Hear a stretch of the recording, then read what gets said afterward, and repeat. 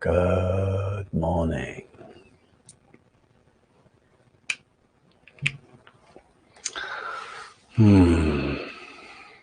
Hello, friends.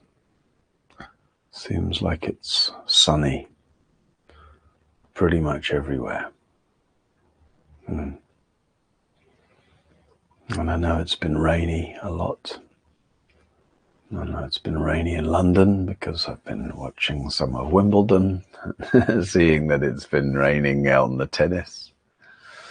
We had a storm here last night as well, so it's that kind of sunny where the sky has been washed and everything is kind of green and clean, vibrant, alive, beautiful. And you might also be reminded that this has been the warmest week ever recorded in the history of our planet, or at least in the recorded, since temperatures have been kept. Warmest temperature anywhere in the world, described by the UN Panel for Climate Change as clear evidence that our heating planet is out of control. Clear evidence, just to think about that, clear evidence that anthropogenic, human-caused climate change has sent our climate systems out of control. Destabilizing to the point of risking not just human life, but risking complex life on Earth. I mean, most plant species, most animal species. It's a kind of unimaginable heart pain that the world is so beautiful. This precious planet, this little green blue jewel in space. And us, wow. Conscious beings, incredible beings, creative beings, genius beings that we are so rubbish at taking care. Often we're just not good at, there's the evidence, climate change is the evidence of how poor we are at being good, hearted stewards, clear-eyed stewards, wise practitioner stewards of our planet. On the one hand, just drinking in the sunlight this morning. Oh, beautiful. And then on the other hand, simultaneously in the heart, that kind of, just the sadness. It's like this. It's like this. It's beautiful. And this very beauty is also evidence of something else. So yeah, we're often not very good at taking care of ourselves. We're often not very good at taking care of each other. And we're often not very good at taking care of the environment. And you can assign blame for that to any way you like. But I think there's something important about just the sort of sober reflection, the heart pain reflection. And yet there's something important, not just because it's painful, but there's something just, as I say, very kind of sobering, just truthful. Oh, right. That's part of human nature. We're not very good. We all want to be. We all want to take good care of ourselves. We all want to take good care of each other. We all want to live on a,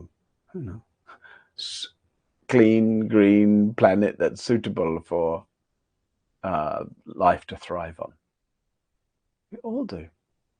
We all do. And then we see, we look in our own heart and we see how, despite my best intentions, my wishes to be kind to myself, to be kind to the people I live with, to live in peace and harmony, we see how easily I nevertheless can generate some resistance, some blame, some resentment, some harshness, etc., etc.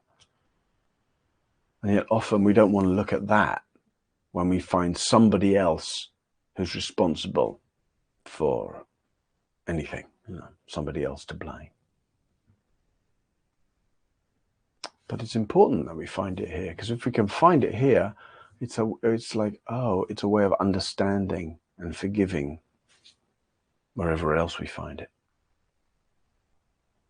So there's this basic truth. Oh, we're often not very good. I mean, you just see the evidence everywhere. You can see the evidence everywhere.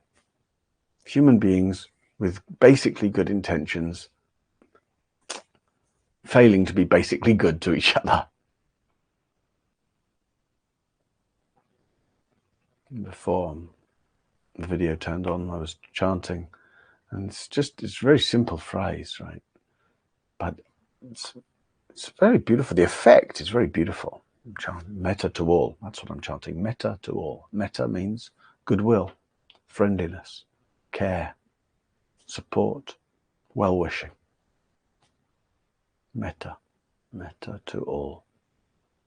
Just, in other words, let me be friendly. Let me generate goodwill, forgiveness, kindness in the way that I see others, the way I meet others, the way I understand others.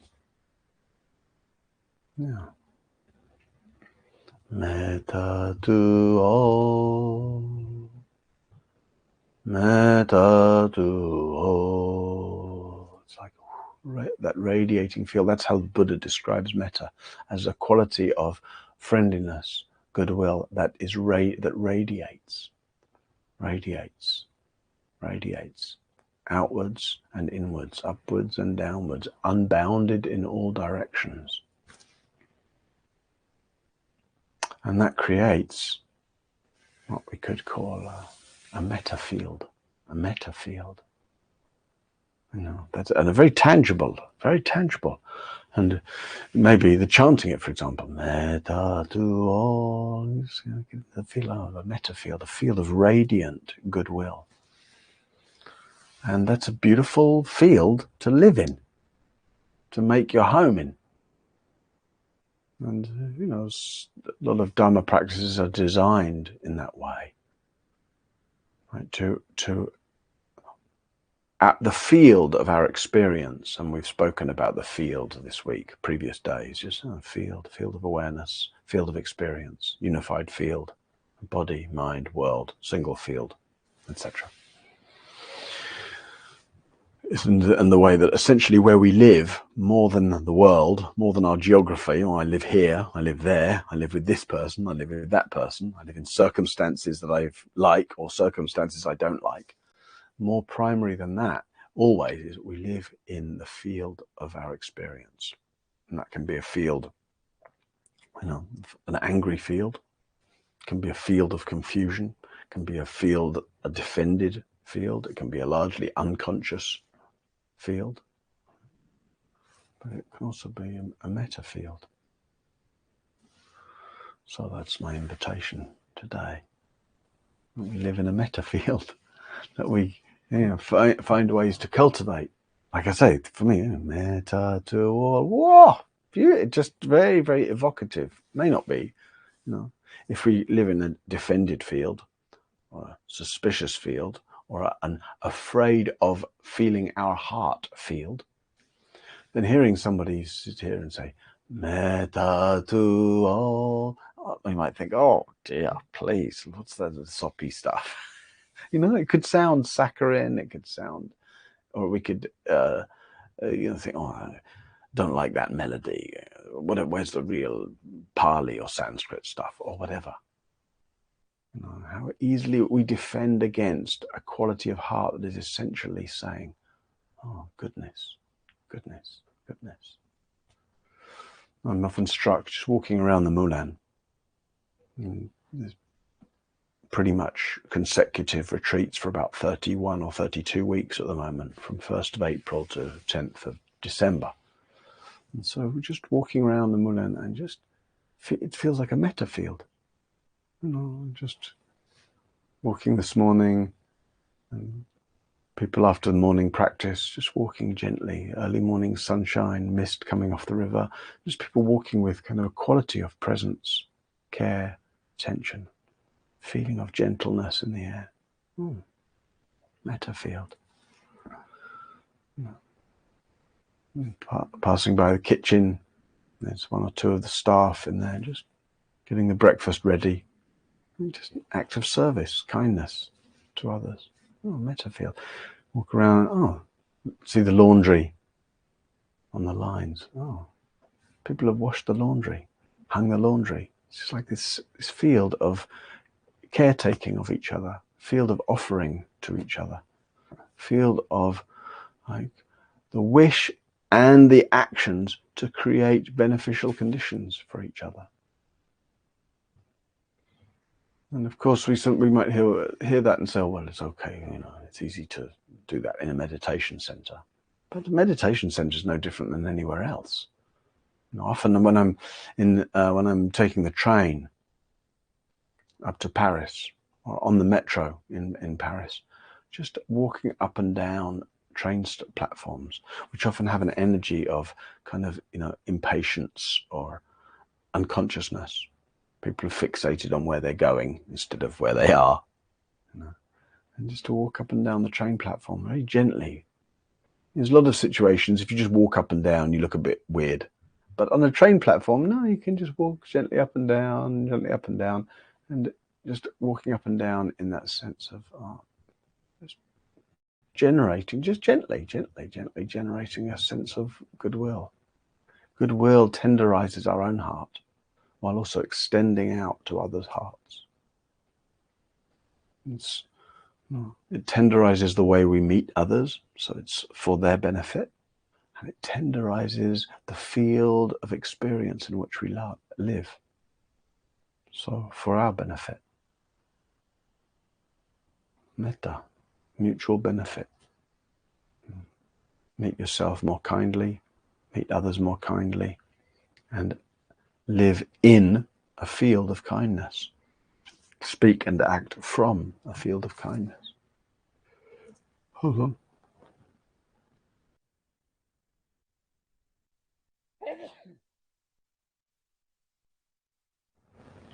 All right. Yeah. Okay. Let's sit in the metta field that is meditation.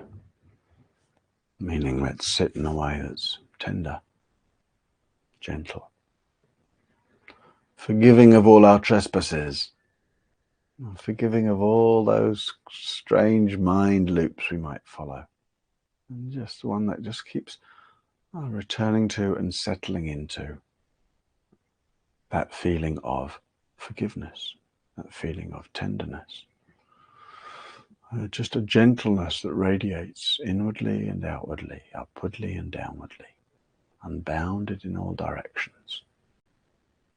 Metta to all.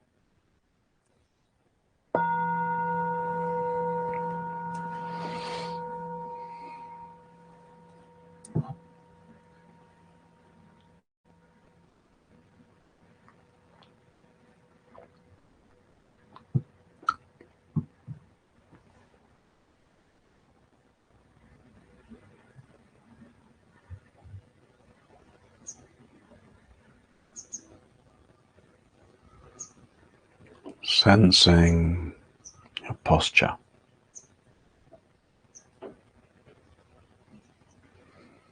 Settling into being here.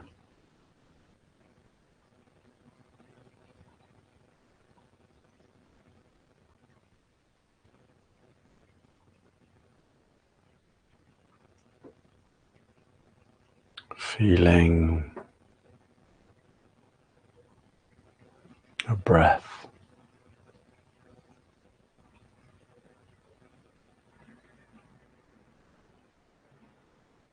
The movement in your torso, that gentle rise and fall. Gentle expansion of each in-breath, the natural relaxation of each out-breath.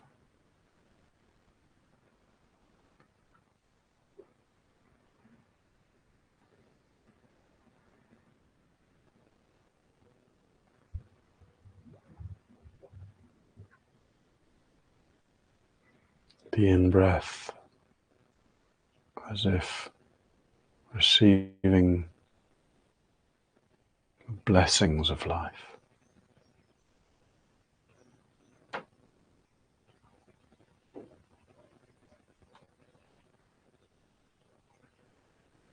The out-breath as if it's an offering of kindness.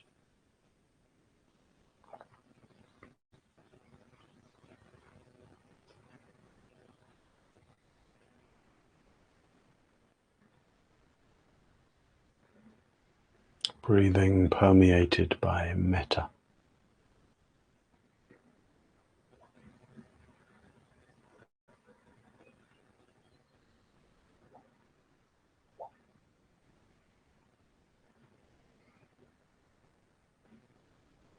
Leaving aside all measurement, all harshness,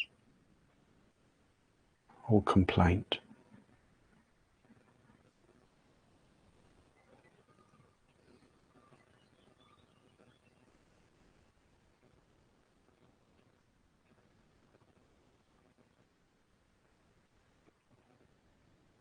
You're sitting here as if you're deeply deserving of kindness.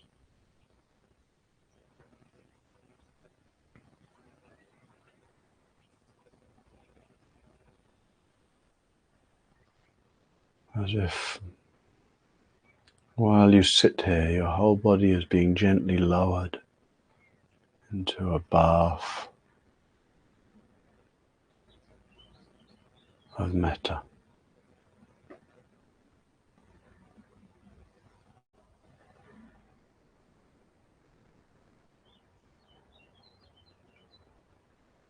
Into the feel of a gentle, loving awareness.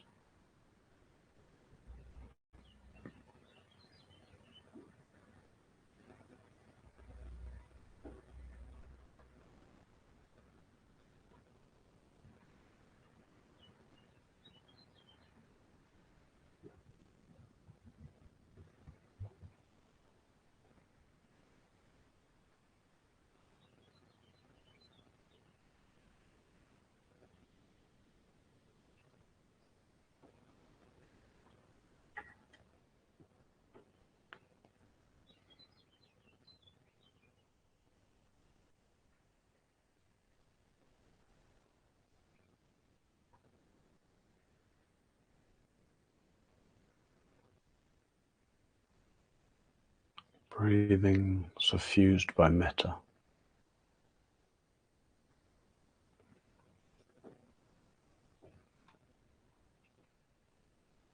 Presence suffused by metta.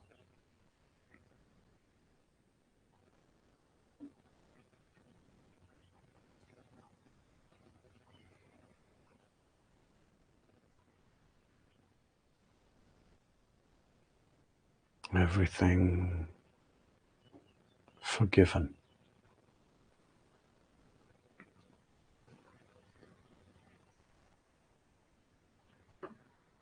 Everything welcome.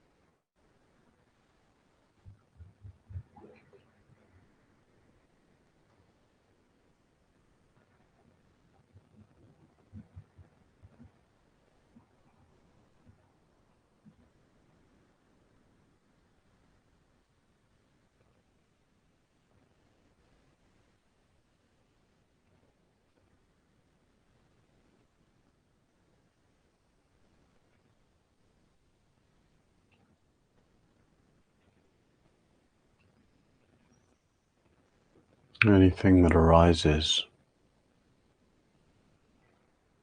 can be welcomed into a meta field, even if what arises seems like its opposite. If what arises is doubt or resistance, sadness or anger, we don't need to change those feelings into something else. Just be tender with them.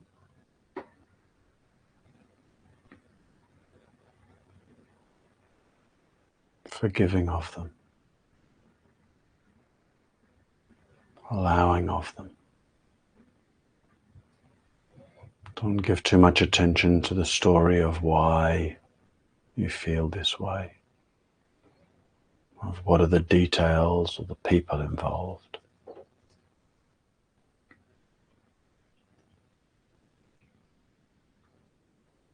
Just be tender with this moment of doubt or sadness or anger.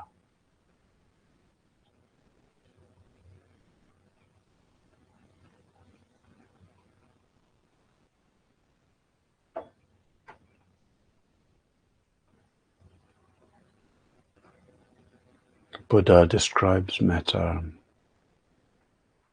as a quality of gently holding, gently embracing, gently cradling experience. Awareness cradling experience like a loving mother would cradle a beloved infant.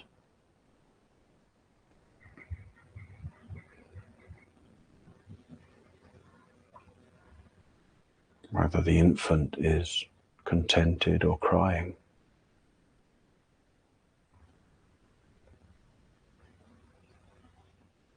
The loving attention is the same.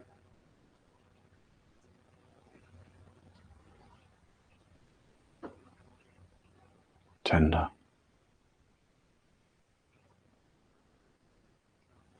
Patient.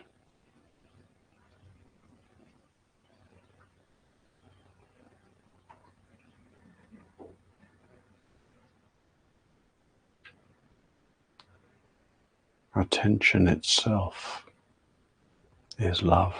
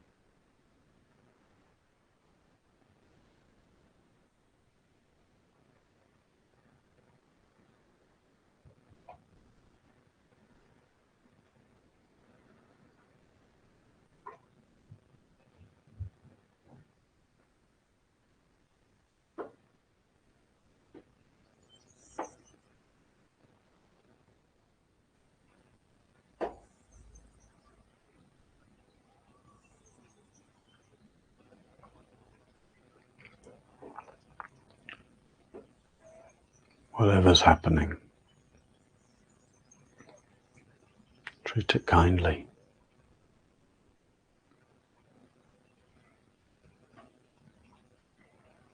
Wherever mind may have been,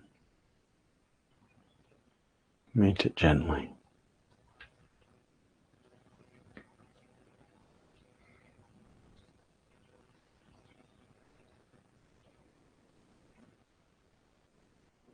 Let this moment be a meta field.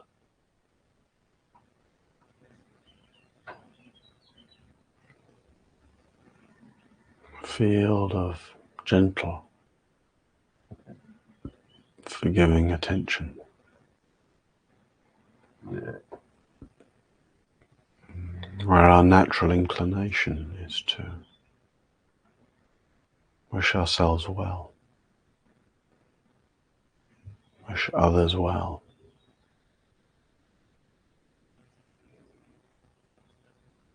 So that the inner climate is one of friendliness. We feel well disposed towards ourselves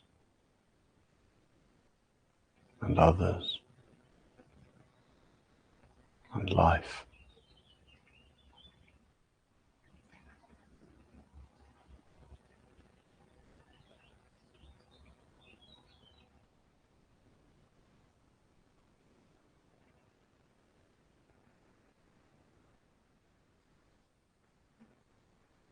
So that we live in this atmosphere of friendliness.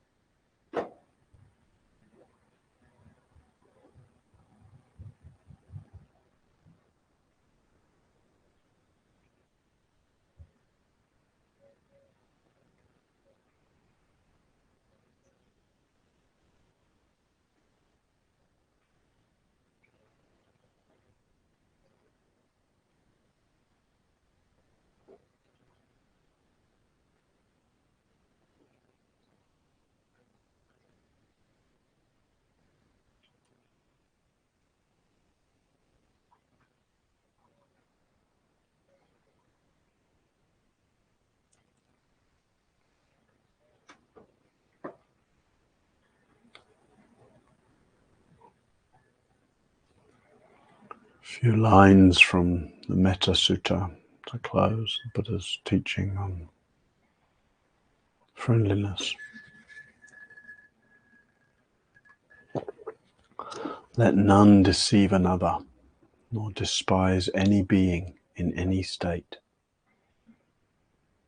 Let none through anger or ill will wish harm upon another.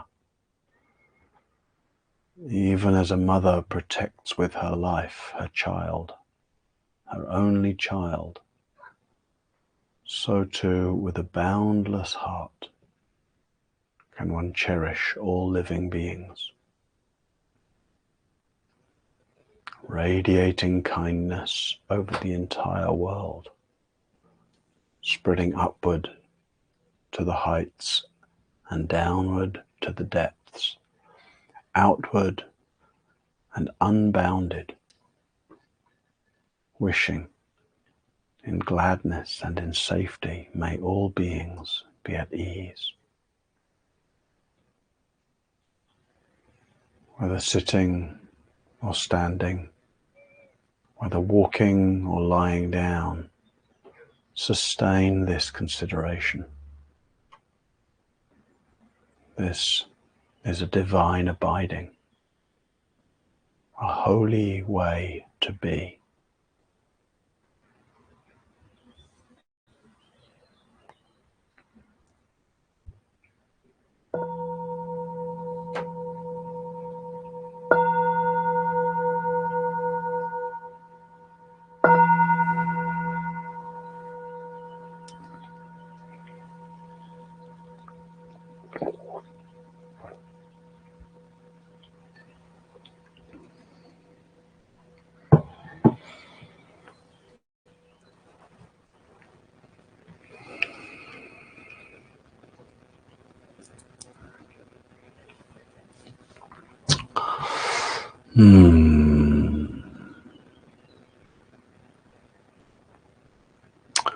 All right. Nice to sit with you all. Nice to sit in a metta field that moves, has a sense of radiating in a way that's unbounded, that passes through computer screens, between us, around us, within us, as us, through us. Yeah.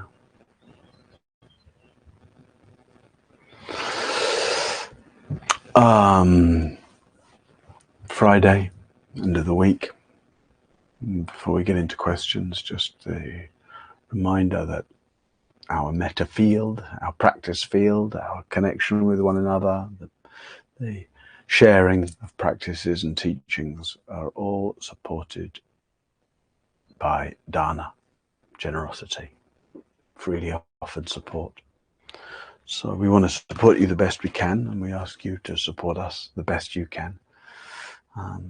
There's a dana link that George will post. That dana link is also in an email that you'll have gotten about this session. Put that dana link all everywhere, and it's it's a very real and very helpful and very, very necessary way in which all of this is sustained. So there's no pressure to offer. I don't know what your circumstances are, and if you're not able to offer any dana to support this, I really want to make it clear, it's fine. It's fine.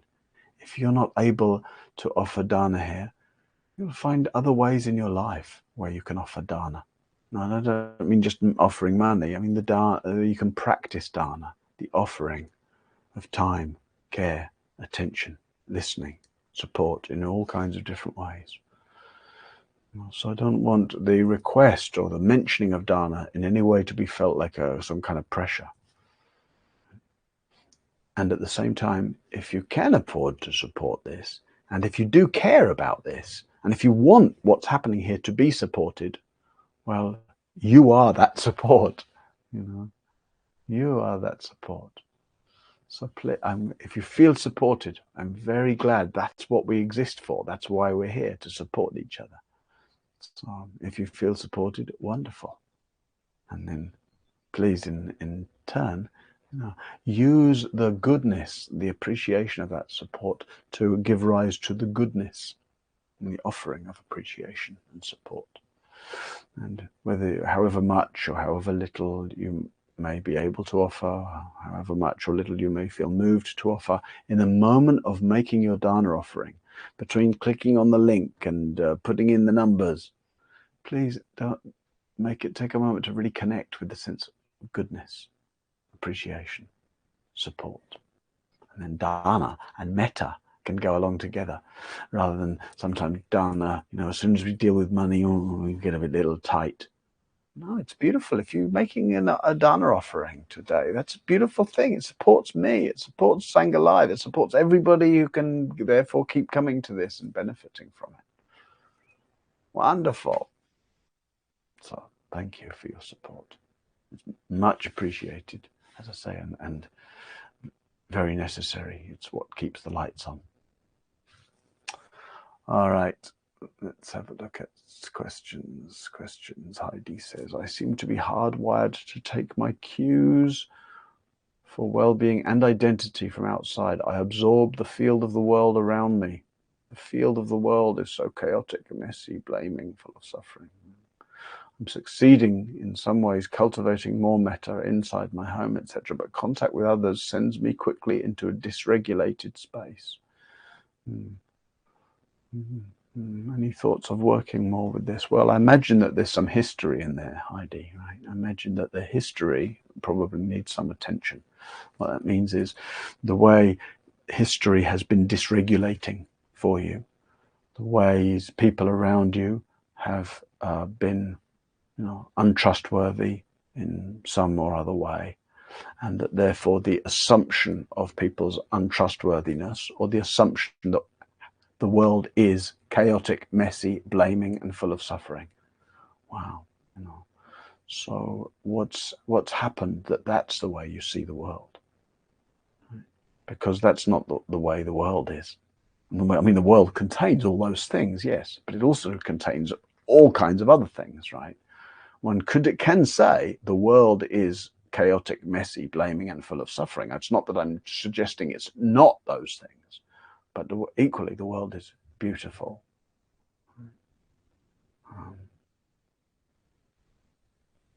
full of kindness, creativity, sensitivity. And while, as we said earlier, human beings are sometimes, this is the way I phrased it this morning, we're often not very good at taking care of ourselves, taking care of each other, taking care of the environment.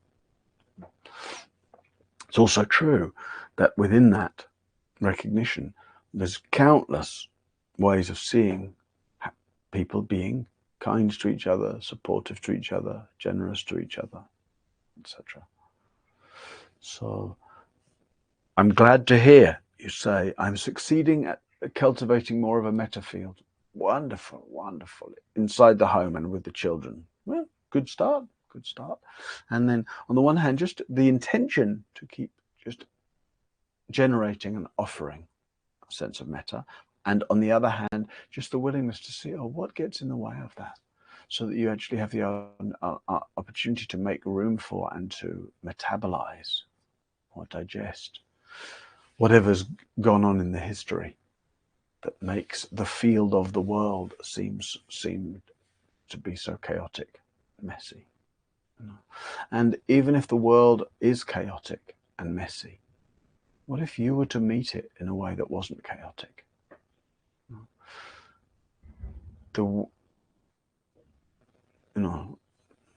Both the Buddha and Anais Nin agree that the way we see the world, we don't see the world as it is, we see the world as we are. Right.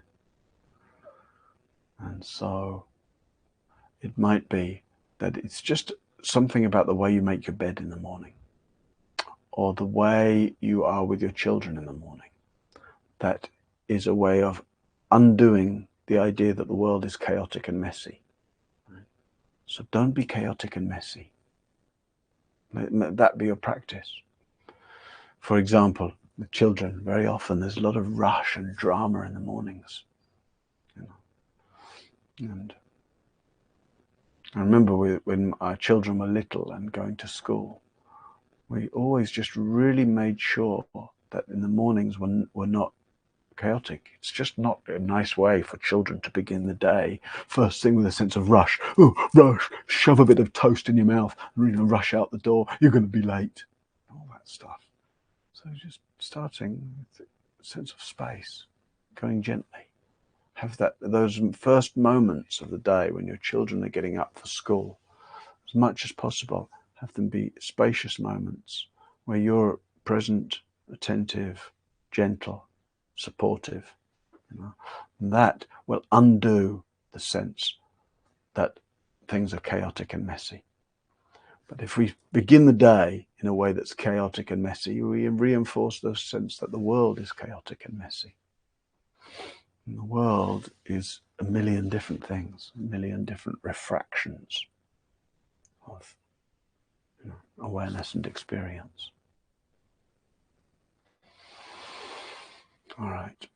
Rivka says, what about metta to all toward the ones who claim to destroy your free existences? Well, I don't know quite, whoever those are, those especially. No one has more need of tenderness than those whose hearts are so hardened that their only way they can see to try to generate happiness and peace for themselves is through trying to destroy others in whatever way.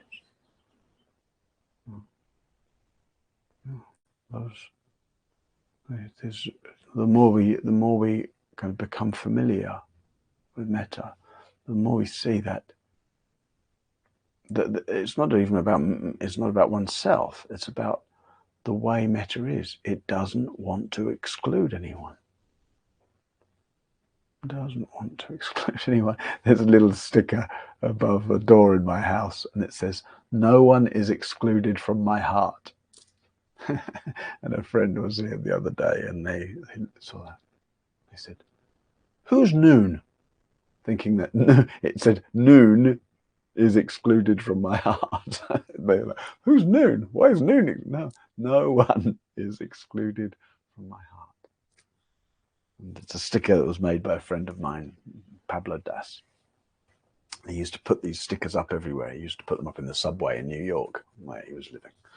It's a very simple sentiment. No one is excluded from my heart. No one is excluded. And sometimes that doesn't feel true, right? But as an orientation, no one is excluded from my heart. So it may be that, we say metta to all, and then there's those ones, Rivka, whoever you have in mind, those ones who claim to destroy or seek to destroy or would destroy. And then what happens? What happens when you encounter those ones? So you don't feel metta, you feel fear, anger, resentment, resistance, maybe the wish to destroy back again. And so maybe first of all, it's just those feelings have need for metta. Those feelings have need for forgiveness. Right? Recognize, I'm afraid of that person. I'm afraid of that organization. I'm afraid of whoever it might be. And just being tender with the fact that one's afraid of or angry towards. So that metta has within it that quality of forgiveness. You forgive yourself your trespasses.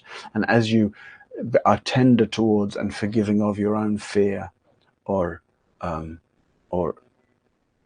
aggression, then it becomes more natural to be able to see those others with the quality of metta too. It doesn't mean that you justify or condone in any way their actions. No. One could stand up and say no way to somebody. One can disagree strongly with somebody. One can do battle over the difference of ideas with somebody.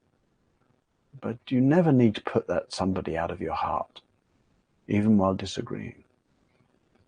Some people behave in ways that are very untrustworthy. Right? Some people I wouldn't let into my home. but I still let them into my heart.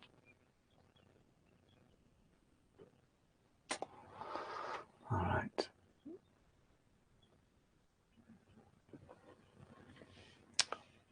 Ali says, your last words were so poignant. Can you put them in the chat, please? I don't know what they were. Oh, those were the words from the Metta Sutta. I can't put them in the chat right now, Ali, just because I'd be chanting. If you look up Metta Sutta, the Amaravati version, probably, you'll find almost those words exactly. I did a slight bit of free translation on the hoof, as it were. Yeah. Otherwise, if anybody else here knows the Metta Sutta, they might try to put it into the chat, or maybe somebody can find the link. There we go. Somebody has. Thank you, Anthea. Here's the link to the whole Metta Sutta. And if you look for an audio file, you can probably find a way of chanting. It begins, this is what should be done by one who is skilled in goodness and who knows the path of peace. Let them be able, etc. And then it's very nice to chant.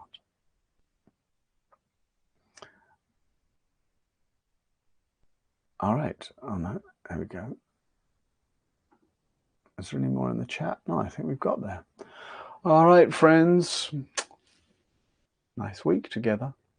As I said, I wasn't supposed to be here this week, but Vibka Posh, who would have led this week, was unavailable. So I sort of rearranged a couple of things, stepped in, and I'm very glad to have been with you. Next week, I think Ula is here. Oh, no, tomorrow. I'm doing a day of practice tomorrow on a non-dual. It's called Not One, Not Two, Not None, I think. And it's looking in a kind of, not in a complicated way at non-duality, but at looking at some of the misunderstandings of non-duality.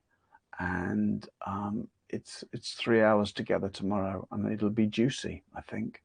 So, we look at the way we make up a sense of duality, live in a sense of separation, and how to really look at that in kind of ordinary ways, but how to really look at it in a way that both dissolves the distance without then falling from the dream of two, separation, into the dream of it's all one, and the kind of soupiness that one sometimes gets into. We can have experiences where we have the sense of everything, it's all one, just like we can have experiences that tell us it's all two.